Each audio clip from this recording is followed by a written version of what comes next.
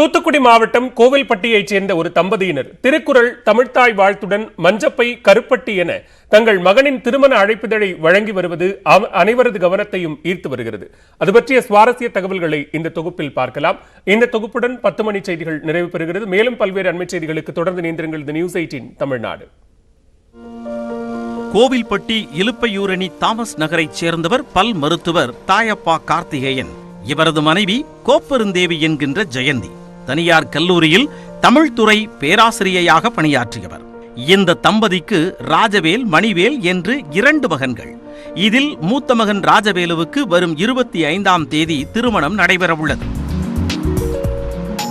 திருமணத்திற்கு அழைப்புதழ் அடிப்பது தொடர்பாக குடும்பத்தினர் பேசிக் கொண்டிருந்த போது அழைப்புதழ் வெறும் காகிதமாக இல்லாமல் எல்லோருக்கும் பயன்படும் வகையில் இருக்க வேண்டும் என்று சிந்தித்துள்ளனர்.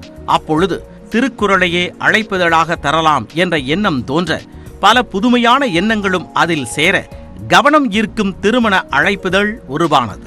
அழைப்புதழின் முதல் பக்கத்தில் திருவள்ளுவர் கம்பீர தோற்றத்துடன் காட்சியளிக்க மணமக்கள் பெயர், திருமணம் நடைபெறும் தேதி மற்றும் நிகழ்விடம் அதன் கீழ் எழுதப்பட்டுள்ளது.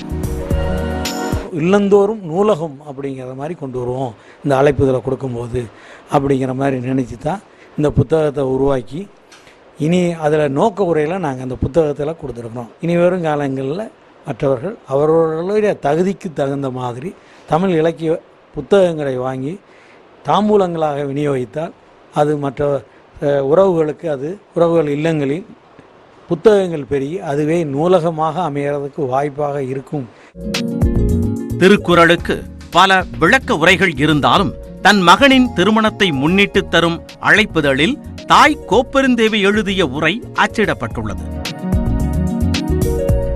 296 பக்கங்கள் கொண்டதாக இந்த புத்தக அழைப்புதழை ஒவ்வொரு வீட்டிற்கும் மஞ்சள் பையில் வைத்து கொடுத்து வருகின்றனர். தமிழக முதலமைச்சர் அறிவித்த மஞ்சள் பை திட்டம் குறித்த விழிப்புணர்வுக்கு தங்களின் முயற்சி உதவும் என்கின்றனர் இந்த தம்பதியினர். நிகழ்ச்சிகளில் தமிழ்த்தாய் வாழ்த்தை இசைத்தட்டு மூலம் இசைக்காமல் நேரடியாக பாட வேண்டுமென முதலமைச்சர் அறிவுறுத்தியிருந்தார். அதற்கு உதவும்படி மஞ்சள் பையின் ஒரு பக்கத்தில் தமிழ்த்தாய் வாழ்த்தை அச்சிட்டுள்ளனர். அத்தோடு சில்லு கருப்பட்டியின் இனிப்பும் சேர்க்கப்பட்டுள்ளது. ஒரு பத்திரிகை 250 ரூபாய் செலவு பிடித்தாலும் 1500 அழைப்புதல்களை அச்சிட்டு ஒவ்வொரு வீடாகச் சென்று மகிழ்வுடன் வழங்கி வருகின்றனர் இந்த தம்பதியினர்.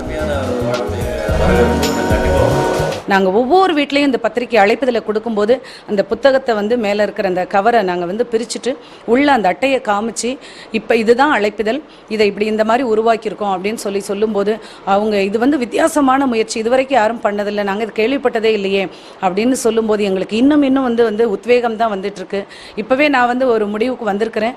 என்னுடைய எங்கள் உறவுகள் சார்ந்த நட்பு வட்டாரங்கள், ஏன் தெரியாதவர்கள் கூட யாராவது எனக்கு இது உரை எழுதி தாங்கன்னு கேட்டால் கூட செஞ்சு கொடுக்கிறதுக்கு நான் தயாரா இருக்கேன். இந்த திருக்குறள் திருமண அழைப்புதழுக்கு தமிழக பள்ளி கல்வித்துறை அமைச்சர் அன்பில் மகேஷ், விடுதலை சிறுத்தைகள் கட்சியின் தலைவர் திருமாவளவன் ஆகியோர் வாழ்த்துரை வழங்கியுள்ளனர்.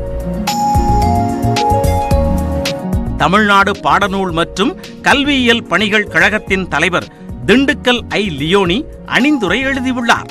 பல ஆயிரம் ரூபாய் செலவில் திருமண அழைப்புதழ் அடித்தாலும் அது சில நாட்களில் குப்பையாக மாறும் நிலையில் இல்லந்தோறும் நூலகம் என்ற எண்ணத்துடன் இந்த குடும்பம் எடுத்த முயற்சி பாராட்டுக்குரியது.